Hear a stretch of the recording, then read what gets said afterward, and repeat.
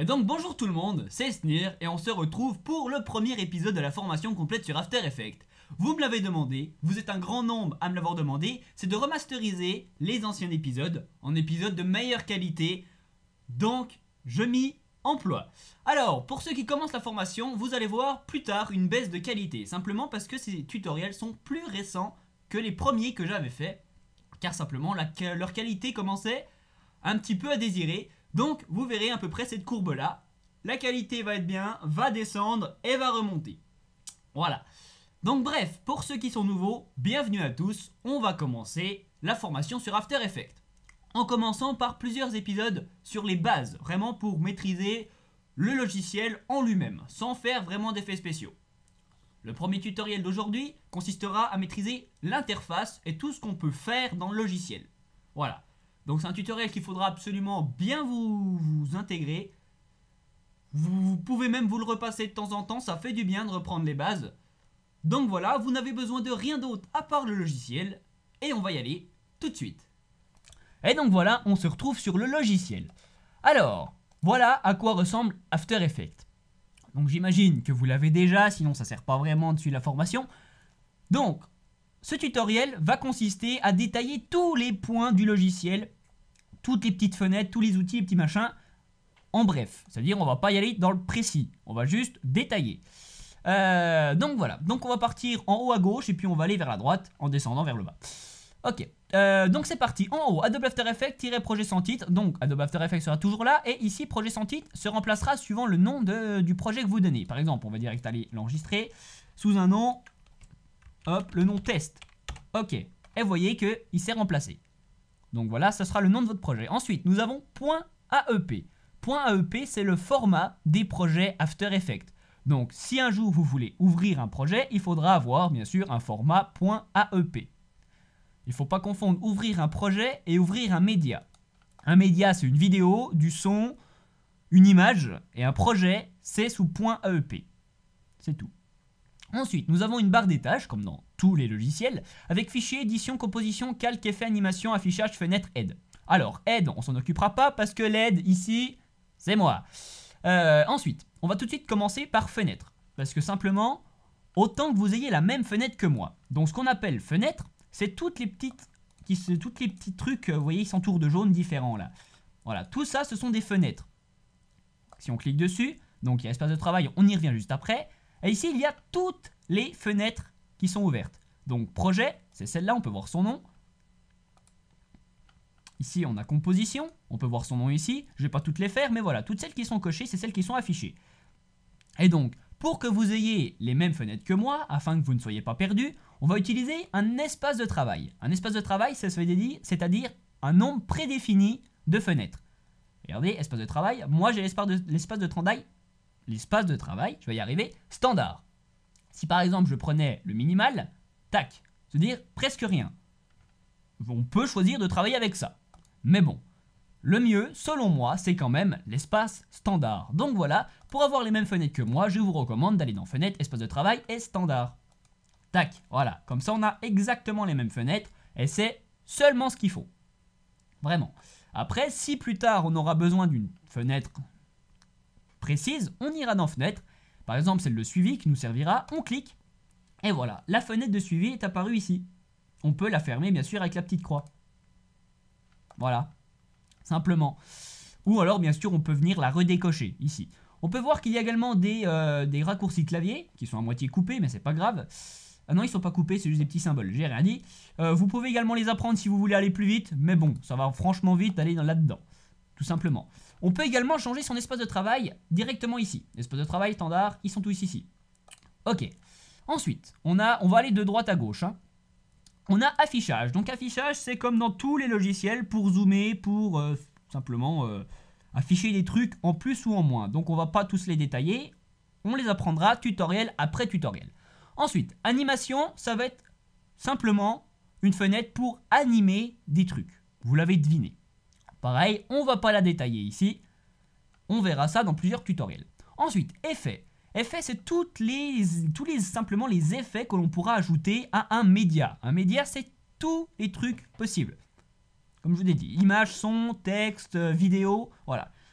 Tous les trucs c'est simplement un calque. On va appeler ça un calque, vous allez voir pourquoi après. C'est tous les effets, on peut les appliquer sur les calques, et ça c'est tous les effets qui seront rangés par catégorie. On ira voir ça juste après. Ensuite, il y a les calques.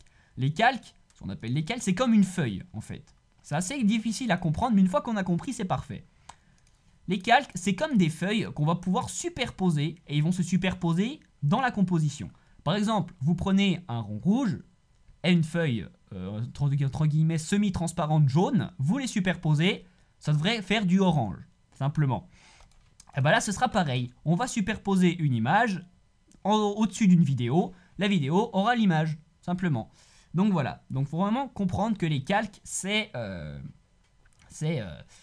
des espèces de feuilles de papier que l'on pourra superposer, modifier, colorier, animer. Voilà. Simplement, c'est cette notion de calque qu'il faut bien comprendre. Je vous assure, si vous ne la comprenez pas tout de suite, au fur et à mesure des tutoriels, vous allez la comprendre tout seul, vous allez voir. Ensuite, composition, on y revient juste après. Il y a bien sûr les fichiers d'édition et l'onglet fichiers qui font comme sur tous les logiciels. Fichier, c'est pour ouvrir, enregistrer, exporter, faire des trucs comme ça. Donc voilà. Ce qui va nous servir, c'est surtout créer, ouvrir, enregistrer. Et importer, mais importer, il y aura une autre façon de le faire. Donc voilà, c'est à peu près tout ce qu'il faut savoir dans fichier. Dans édition, c'est toujours pareil, copier, coller, dupliquer. Voilà, c'est ce qui va nous servir à peu près. Ensuite, composition. Ce qu'on appelle une composition, bah, c'est une composition, hein, c'est comme tout ce que tout le monde appelle des compositions, c'est un truc que l'on crée. Ça va simplement être la visualisation de notre vidéo. Donc vous voyez, ici il va y avoir un cadre avec notre vidéo. On va mettre nos calques ici et les calques vont apparaître sur la visualisation, sur la composition. On va tout de suite imager ça. Alors, à chaque début, on va devoir créer une nouvelle composition, car c'est là-dedans qu'on fera notre vidéo. Donc pour ça, à chaque début, on fera composition, nouvelle composition. Voilà, on arrive dans une fenêtre de paramètres de composition, avec des paramètres simples et avancés. Les paramètres avancés, on n'y touchera pas, parce que c'est avancé et que c'est pour plus tard. On va rester dans simple. Donc bien sûr, au début, on peut changer le nom de la composition, parce que vous verrez plus tard que pour des effets spéciaux, on aura besoin de faire plusieurs compositions que l'on regroupera en une seule. Donc pour ça, on peut, pour mieux s'y retrouver, changer son nom. Voilà, on met juste A comme ça. Ensuite, on a les paramètres prédéfinis. Paramètres prédéfinis, c'est simplement la résolution, la taille de votre vidéo. Donc ça va du plus faible, donc de la faible qualité, jusqu'au 4K, la meilleure qualité, en passant par toutes les résolutions avant. Donc voilà, 1080p, 720p, avec les images par seconde juste à côté. Ok. Donc pour ça, nous, on va prendre n'importe laquelle, allez, simplement du HD Ready, donc du 720p, en 25 images par seconde. Tac. Voilà. On peut voir que la résolution en pixels, la hauteur et la largeur se sont changées automatiquement. C'est si vous voulez avoir un format spécial à vous par exemple, vous pouvez également changer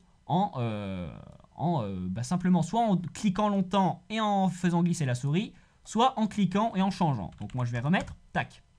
Donc là elle s'est créée, c'est pas ce que je voulais mais c'est pas grave parce que j'ai appuyé sur entrée en fait. Hop. Donc voilà, vous pouvez également la changer comme ça. On a un format, par exemple ici qui est en 4 tiers, normalement il devrait être en 16 neuvième, je ne comprends pas tout bien. C'est mieux là. Voilà, il préfère le 1080 en 16 neuvième. Si vous ne voulez pas avoir un aspect 16 neuvième, vous décochez et vous pouvez changer les paramètres. Simplement. Tac, je vais le remettre. Le voilà. Non, c'est pas celui-là. C'était comment déjà? Merde, je me rappelle plus c'était quoi. C'est pas grave. Composition, nouvelle composition en 1080. Qui est toujours en 4 tiers. Je ne sais pas pourquoi il reste en 4 tiers, mais... Ah, parce que... Oh là, faut mettre du HDTV. Voilà, c'est bon. Ensuite, le format des pixels. Il y a plusieurs formats de pixels, mais on restera toujours en pixels carrés. Ensuite, les images par seconde. Vous savez bien sûr ce que c'est des images par seconde. Ah, j'espère pour vous. Simplement, oui, vous pouvez changer ça. Si vous voulez faire des effets spéciaux en 60 images par seconde, vous pouvez. YouTube maintenant accepte le 60 images par seconde. Donc si vous voulez poster des effets spéciaux, vous pouvez également les mettre en 60 images par seconde. Après, si vous ne filmez pas avec votre caméra en 60 images par seconde, ça ne sert à rien. Donc en général, on restera à 25. Ensuite, la résolution, elle pourra être changée. C'est simplement l'aspect qu'on aura. Parce que des fois, les PC qui sont moins puissants, ils n'arrivent pas à tout afficher les effets spéciaux. Ils en chient. Donc pour ça, on réduira à 1,5, c'est-à-dire qu'il affichera la moitié des pixels, entre guillemets, un tiers et un quart. Vous avez compris. On verra ça un petit peu plus tard. On remet l'intégrale. Ensuite, on a le code temporel initial. On mettra toujours 0 partout, c'est-à-dire quand ça commence. Et ensuite, le temps qu'elle dure. Donc, les millièmes de seconde, enfin dixièmes de seconde, les secondes, les minutes et les heures. Ok, donc là on a une composition qui dure 30 secondes, ça nous va. Ensuite, on a la couleur d'arrière-plan. La couleur d'arrière-plan, c'est simplement la couleur qu'on aura derrière notre vidéo. Donc de base, on la mettra rouge, on la mettra noire, mais on pourra bien sûr changer ça. Ok, donc c'est parti, on crée la composition. Et vous pouvez voir que... donc là, j'ai balancé ma fenêtre... j'ai balancé je ne sais pas où ma fenêtre de composition. Je vais la retrouver et je vous retrouve. Ok, donc je ne sais pas pourquoi j'ai dû appuyer sur la petite croix. Si vous l'avez perdu, c'est la fenêtre de montage qui est ici. Là. Montage. Donc là, marqué composition 2, mais ça pourrait être n'importe quelle autre composition. Ok, donc comme je vous ai dit, vous voyez, on a créé notre composition. Donc apparaît un grand carré noir et c'est ce que sera notre vidéo à la fin. Tout ce qu'on va ajouter dessus, c'est ce qui apparaîtra sur notre vidéo. Ok, donc on en a fini avec cette barre des tâches, on va passer à la suite. On a les outils. Donc les outils, il y en a un paquet qu'il faudra bien sûr tous s'approprier. C'est comme ça, mais on va vite s'y faire. Donc on a l'outil de sélection, donc qui permet de sélectionner les choses. Ensuite, cet outil pourra également servir à bouger les médias dans notre composition. On verra ça plus tard. On a l'outil main qui permet de déplacer la composition. On peut également appuyer sur la molette de la souris. Regardez, hop, j'appuie sur la molette, j'ai la main. Voilà. C'est généralement plus utile. On a l'outil zoom, bien sûr. Hein. Voilà. Et c'est quand même beaucoup plus simple. On utilise la molette de la souris. Tout simplement. Ok. Ensuite, ici, on a des outils de caméra. Donc, on ne pourra pas les mettre en œuvre tout de suite. Parce que pour ça, il faudra faire de la 3D. Pas de la vraie 3D sur After Effects. C'est de la 2D créée à partir de la 2D. C'est ce qu'on appelle également de la fausse 3D. Donc voilà, donc c'est des outils de déplacement de caméra qui pourront nous permettre de nous déplacer dans une scène. On verra ça dans un tutoriel précis. Ensuite, on a les outils de calque. Donc les calques qui permettent de faire des formes, comme ici. Donc ici on a le carré. Si vous voulez changer la forme du carré, on reste clic gauche, appuyé. Et on a donc la liste qui déroule. Et on choisit ce qu'on veut. Par exemple, si on veut une vidéo avec une étoile, on va dans l'outil de calque de forme. On prend l'étoile et on clique et on fait une étoile. On prend l'outil de sélection, on peut la déplacer. Voilà. Et donc là, notre vidéo, ce sera une étoile. Bon, certes, ça n'a pas vraiment d'intérêt, mais voilà. Ensuite, ici, l'outil plume, c'est comme un ciseau, en fait. On verra plus tard à quoi ça peut servir, mais ça va être comme un ciseau. Regardez, si par exemple, je sélectionne mon étoile, il faudra toujours faire ça, sélectionner sur quoi on veut appliquer, sur quoi on veut découper, sinon ça crée une nouvelle forme. Donc voilà, on sélectionne notre étoile, on va faire notre découpe, par exemple on veut découper ceci, donc là il a créé un calque de forme, forcément.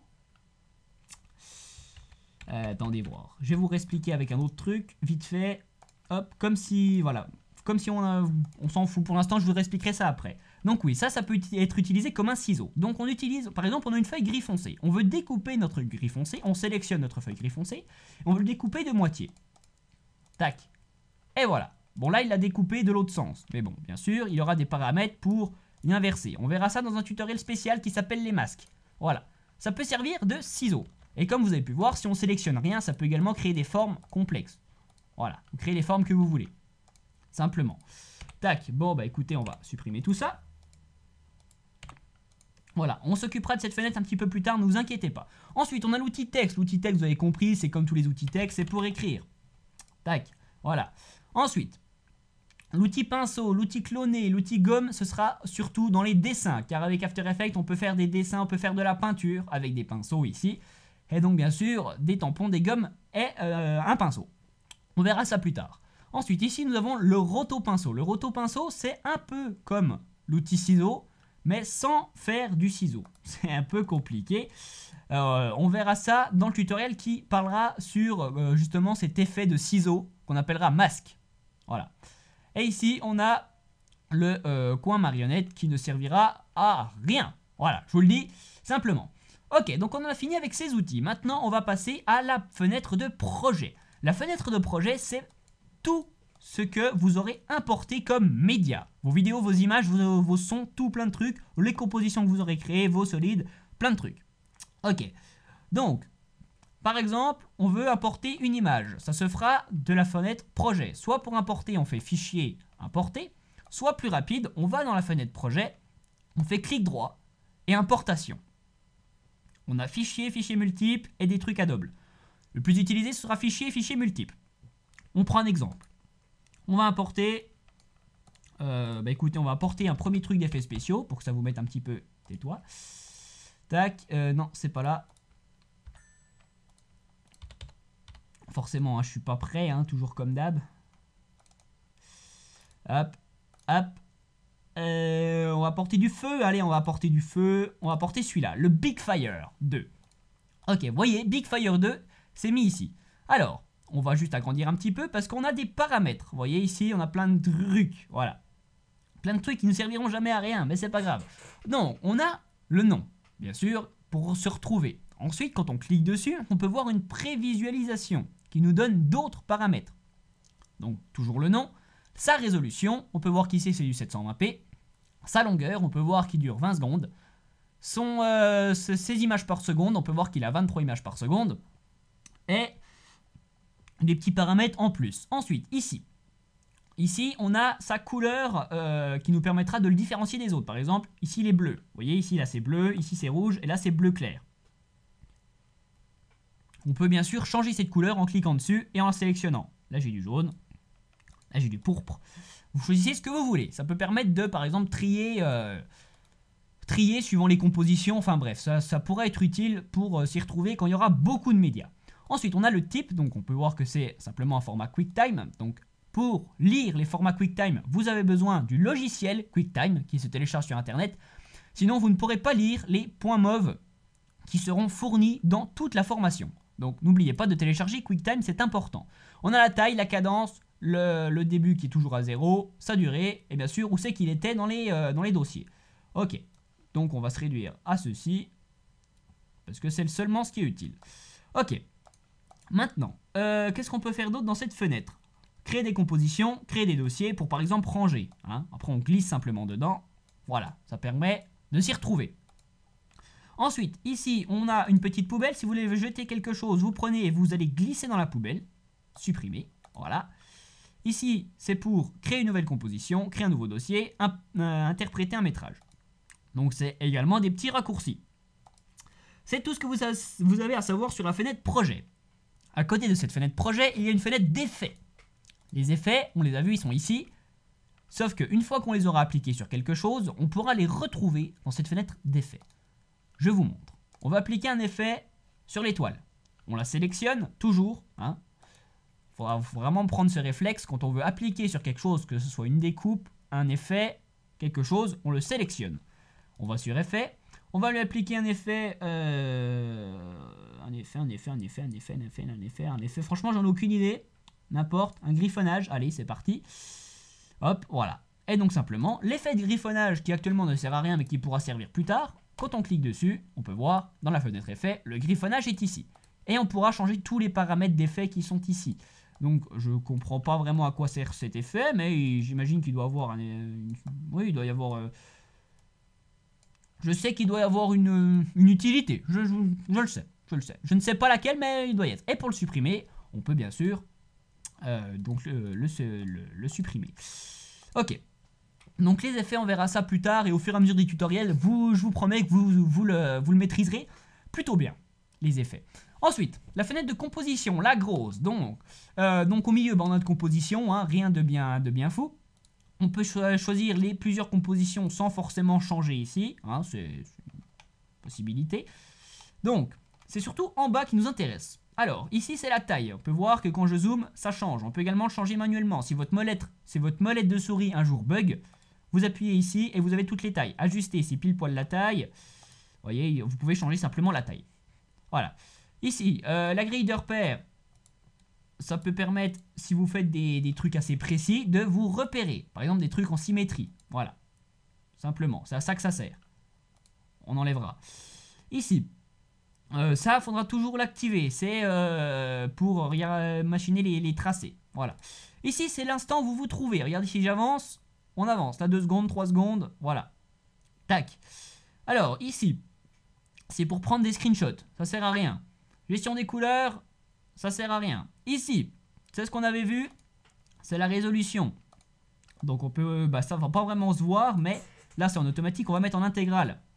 Là, en intégrale, il met tous les pixels, donc c'est-à-dire en bonne qualité. Si on met un demi, un peu moins de pixels, on peut voir que ça floute. Si on met en un tiers, encore un peu moins de pixels, on peut voir que ça floute. Et si on met en un quart, beaucoup moins de pixels, on voit que c'est dégueulasse. Donc voilà. Donc pendant que vous travaillez, si votre ordi n'y arrive pas, il faudra descendre cette petite chose jusqu'à un quart. Mais bon, après, c'est vrai que c'est dégueulasse. Ensuite, ici, zone ciblée, on s'en fout. Activer la grille de transparence, c'est-à-dire supprimer le fond qu'il y a à la composition. Simplement. Car on peut mettre de base de fond rouge, jaune, bleu, mais on peut également le supprimer pour qu'il n'y ait rien du tout. Voilà, ça peut permettre. Moi j'aime bien le laisser noir, vous faites comme vous voulez. Ici ce sont les objets de caméra, on verra, c'est lié à ces outils là, ce sera plus tard. Pareil pour ici. Et ici ce sont tous des petits paramètres qui ne servent absolument à rien et qu'on aura la possibilité de détailler cas par cas. Ensuite, ici ce qu'on appelle la timeline ou la fenêtre de montage. C'est-à-dire tous les calques que nous avons sur notre composition. Tout simplement. On peut voir ici, on a un texte, un calque de forme, et on va par exemple ajouter Big Fire. Fire! Voilà. Donc tout est ici avec nos couleurs qu'on a sélectionnées plus tôt. On peut également les changer ici. Voilà. Pas grand chose d'autre à dire là-dessus. Donc, qu'est-ce qu'on a comme truc ici? Pas mal de choses. Donc bien sûr, on a toujours l'instant où on est. Notre vitesse d'image par seconde. On peut, si on a beaucoup de calques, faire une recherche pour trouver le calque qu'on veut, si on a vraiment beaucoup. Ici, on a plusieurs paramètres sur la composition. Par exemple, des trucs qui vont être utiles, c'est ce qu'on appelle ici le flou de mouvement, c'est-à-dire quand un objet va bouger pour que ça ne soit pas saccadé. Ça, il faudra l'activer, mais on le verra dans les tutoriels cas par cas, toujours. Pareil pour tout ça. Ensuite, ici, nous avons un petit œil qui permet de cacher, si par exemple on a envie de travailler sur le feu sans que l'étoile nous gêne, on peut cacher l'étoile qui est ici. Tac. Simplement avec le petit œil. Tout simplement. Ici on a un petit rond qui permet de mettre le truc en solo ou un truc qui permet de le verrouiller, qui nous permet de ne pas le modifier. Si par exemple vous ne voulez pas modifier l'étoile, vous faites ça et vous ne pouvez plus la modifier. Vous êtes obligé de faire ça pour l'enlever. Ici on a une petite flèche qui permettra de dérouler des trucs. Donc là c'est un calque de forme, il y a du contenu. Donc on va juste passer là-dessus pour qu'il n'y ait que transformer. Ok. Donc toujours le petit carré. Le numéro, donc c'est la place où il est. Son nom. Des petits paramètres, toujours pareil au-dessus. On activera ça, tutoriel, pas tutoriel. Ensuite, ici on a le parent. Le parent c'est pour lier un calque à un autre. Pour l'instant, vous ne comprenez absolument pas ce que c'est. Et c'est normal, on le verra dans un tutoriel en particulier. Donc voilà. Donc ici par exemple on a le calque 3D pour mettre en 3D, ce qui nous permettra donc de faire de la fausse 3D. Ici toujours le flou de mouvement, l'interpolation des images. Donc voilà, c'est des paramètres qu'on verra cas par cas. Ensuite, ici quand on déroule, on a un truc de base que tous les calques ont, c'est transformer. Transformer, ça va permettre d'avoir les paramètres basiques du calque. Donc vous voyez, vous comprenez maintenant cette notion de calque qu'on superpose. Regardez, le texte, si on zoome un petit peu, on va pouvoir le déplacer au-dessus. Alors que si on le mettait en dessous, hop, il disparaît parce que l'étoile est au-dessus. Voilà, c'est comme des feuilles de papier qu'on superpose. Simplement. Pareil pour le feu. Le feu, il peut être derrière l'étoile. Il peut faire quelque chose de classe. Voilà, vous comprenez. Bref, dans transformer, vous avez plusieurs paramètres. Donc pour le point d'ancrage, je vais plus utiliser ceci pour que vous compreniez bien. Le point d'ancrage, c'est le point où est lié, entre guillemets, le calque. Je m'exprime. Si par exemple, vous prenez un objet, son point d'ancrage, et vous le reliez à une ficelle. Je ne sais pas si c'est bien clair. Il va tourner, l'objet va tourner suivant son point d'ancrage. Vous allez voir, ici le point d'ancrage est au milieu du calque. C'est-à-dire que s'il y a une ficelle, l'objet, la ficelle sera très courte, donc il va tourner simplement autour du point. Maintenant, si ce point d'ancrage, je le mets plus loin.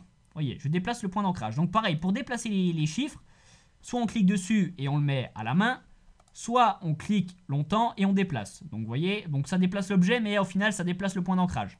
Voilà, vous voyez, le point d'ancrage est ici. Maintenant, si je le fais tourner, on va comprendre cette histoire de ficelle. Vous voyez, le point d'ancrage est ici, la ficelle va au centre de l'objet, et ça crée simplement, voilà. Vous comprenez à quoi sert le point d'ancrage. Ça pourra nous servir pour faire des animations. C'est comme un point d'articulation, voilà. Si vous voulez faire par exemple un bras, et ben vous mettez le point d'articulation, enfin le point d'ancrage à l'épaule, comme ça fait articulation de l'épaule. Je pense que vous avez compris. Ensuite, quand vous voulez faire si vous avez fait des choses et que vous voulez les réinitialiser, à côté de transformer, il y a un bouton réinitialiser qui pourra franchement nous être utile. Tac, vous appuyez sur initialiser, tout revient comme au début. C'est magique. Ensuite, les autres paramètres qu'il y a ici, c'est la position. La position, vous avez compris, ça peut se bouger avec l'outil sélection en bougeant comme ça, ou pareil, en bougeant les chiffres ici, plus précis, en hauteur et en gauche à droite et haut en bas. Ensuite, l'échelle. L'échelle, c'est la taille. Elle peut être changée comme ça, ou elle peut être changée comme tous les calques avec le petit point qui est ici. Voilà. Tac. Le problème avec le petit point, c'est que ça casse la proportionnalité des images. Alors que si vous les faites avec les chiffres, ça reste proportionnel. Voilà. Ça peut servir pour écraser une tête à quelqu'un. Si vous avez une tête de quelqu'un que vous n'aimez pas, vous l'écrasez. Ça peut être utile. La rotation, on l'a vu, c'est pour faire tourner, suivant le point d'ancrage.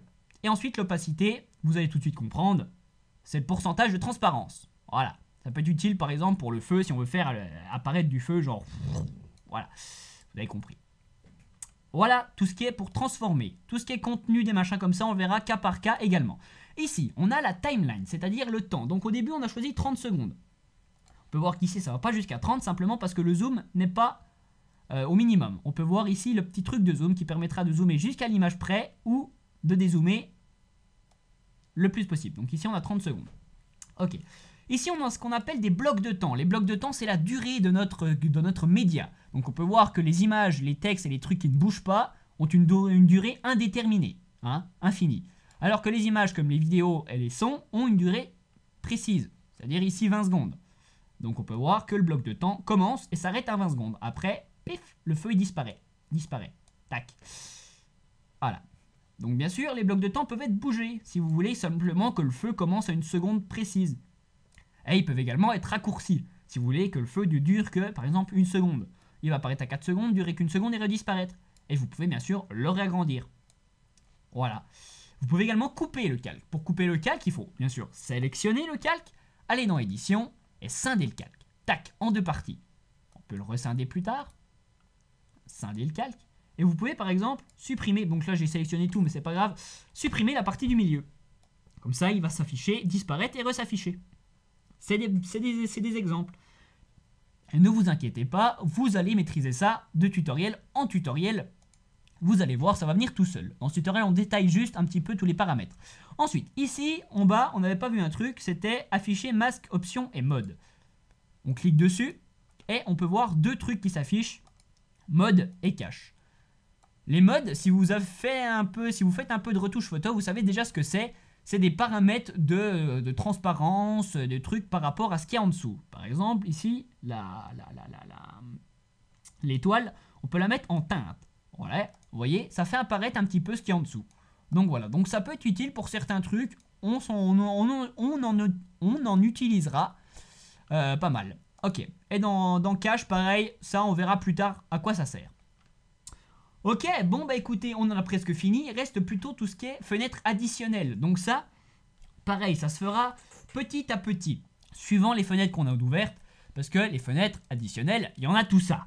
Donc vous voyez, ici on a la fenêtre d'info, c'est simplement le curseur où c'est qui se trouve tout ça, l'audio, ce sera pour le niveau audio, la prévisualisation, tiens je vous ai pas parlé de ça, je vais vous parler de ça, parce qu'on peut également lire nos vidéos. Donc il y a plusieurs techniques pour lire nos vidéos.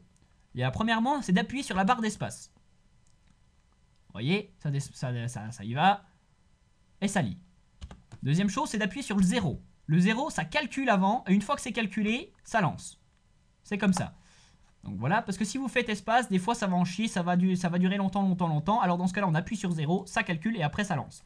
Mais on a également, ici, la petite fenêtre qui permet d'aller au tout début, une image après image, hein, c'est utile pour les animations, ça, et de lire.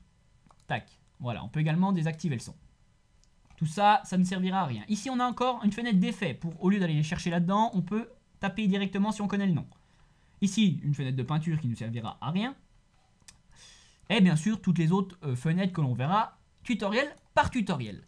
Dernier truc, c'est la file d'attente de rendu. Parce qu'une fois que vous êtes content de votre vidéo, vous voulez bien sûr la rendre en un fichier vidéo. Parce que si vous faites enregistrer sous, je vous rappelle, ça le met en .ep. Et le .ep, c'est un format de projet. C'est absolument pas une vidéo que vous pourrez lire. Donc pour ça, il faut le mettre dans une file d'attente de rendu et faire le rendu. Donc déjà, première chose, il faut savoir quand c'est que vous voulez que la vidéo commence et quand c'est que vous voulez qu'elle s'arrête. Par exemple, nous, une vidéo de 2 secondes et demie avec une étoile et du feu, et voilà. Donc simplement, pour déplacer ça, on prend le petit carré du dessus, le petit coin, et on déplace. Simplement. Voilà. Tac. Donc voilà. Ensuite, une fois que vous êtes content, vous sélectionnez votre composition, vous allez dans Composition, Ajouter à la file de rendu. Tac. Et le voilà. Ici. Donc, il y aura un tutoriel spécial pour le rendu. Ne vous inquiétez pas. Pour bien définir tout ça. Et ensuite, vous faites le rendu. Donc, pour l'instant, ça ne fait pas. Ça va charger et vous aurez votre vidéo. Ok, donc on en a fini avec le premier tutoriel d'After Effects sur l'interface vraiment du logiciel. Donc normalement vous devriez avoir à peu près compris tous les outils, les petits calques, la notion de calque et comment ça se passe dans le logiciel. Ça devrait aller mieux. Ensuite, ce qu'on va aller voir le prochain coup, c'est précisément les solides. C'est l'espèce de truc gris que j'ai créé le dernier coup. Donc on peut voir qu'effectivement dans la fenêtre de calque, ici, vous voyez, il y a plusieurs types de calques prédéfinis, comme les textes, les solides, les lumières, les caméras, les objets nuls, les calques de forme, les calques d'effets. Et après, les fichiers Adobe Photoshop. Donc tout ça, on va détailler un petit peu dans le prochain tutoriel, mais on va s'attarder sur la notion de solide. Voilà, tout simplement. Donc, j'ai vite fait le faire quand même. Un texte, c'est comme quand on utilise l'outil texte, ici. Le solide, on verra. Les lumières, c'est quand on fera de la 3D, c'est pour éclairer des scènes comme des projecteurs, des trucs comme ça. La caméra, c'est pour se déplacer, il faudra qu'on la crée et ensuite on pourra l'animer. Un objet nul, on verra plus tard à quoi ça sert. Calque de forme, on l'a créé, c'est une étoile. Calque d'effet, c'est un calque transparent sur lequel on pourra mettre un effet, comme un effet de flou, comme un effet de bleu, enfin des trucs comme ça. Et du Photoshop, c'est simplement un projet Photoshop, comme une image que l'on pourra importer. Voilà tout. Donc sur ce, merci à vous tous d'avoir suivi ces bases, j'espère qu'elles vous ont été utiles. Normalement vous devriez maîtriser un tout petit peu l'interface, vous inquiétez pas si c'est pas tout à fait fait. Ça se fera au fur et à mesure des tutoriels, il y aura plusieurs dizaines de tutoriels dans la formation, vous allez voir. Donc voilà, merci à tous d'avoir suivi cette vidéo et à tout de suite dans l'épisode 2.